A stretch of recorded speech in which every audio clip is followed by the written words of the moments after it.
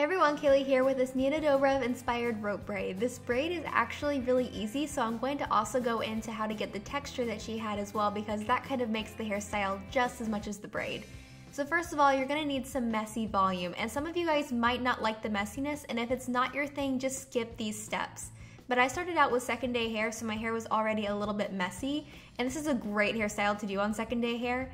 And I added some sexy hair powder play to my roots. I actually added way too much. And then I added some Bumble and Bumble surf spray throughout the rest of my hair to add some messiness.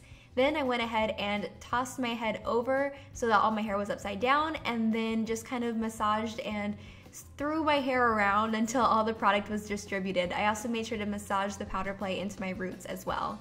And then I went ahead and combed back the hair at my crown just to add some more volume.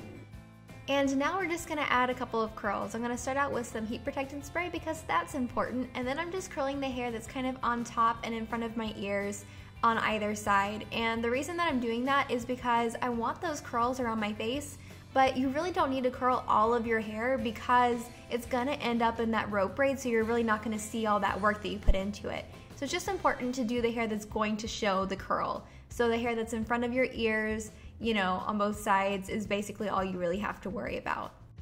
Once those curls are done, just go ahead and either tousle them with your hands or brush through them depending on what you want to do, and these little curls are done.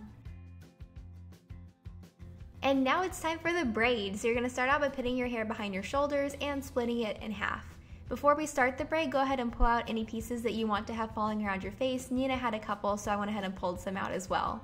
Then you're gonna split that section in half, and we're gonna do a rope braid. And you do a rope braid by twisting in one direction and then wrapping in the other. So I am twisting up with both sections, and then I'm going to wrap downwards. That way you keep the hair into this nice rope formation even after you secure it with an elastic.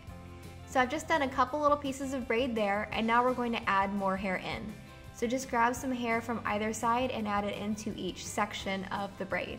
And then we're going to continue with what we were doing before. So you're going to twist upward, and then you're going to wrap downward.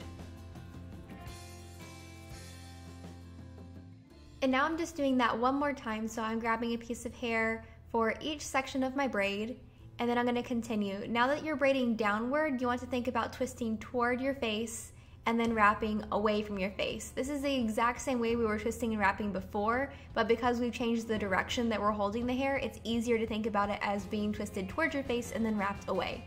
So you're gonna braid all the way down the hair, and then grab some hair at the end and pull the rest of the braid up. And you can see it makes kind of little bubbles in the braid. You're gonna pull on each little link of the braid to kind of help loosen it up and make it a little bit more messy and voluminous. Because of course, every hairstyle I do has to be messy and voluminous. But basically, you're just gonna keep pulling on these as many times as you want to, and don't forget to do that with the top of the hair as well. And then secure it with an elastic.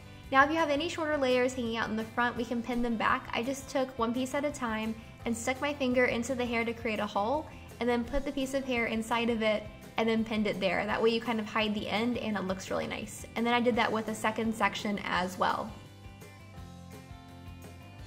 And for some extra volume, I took the French braided portion and pushed it up, and then pinned it in place just to add some more volume and shape to the braid.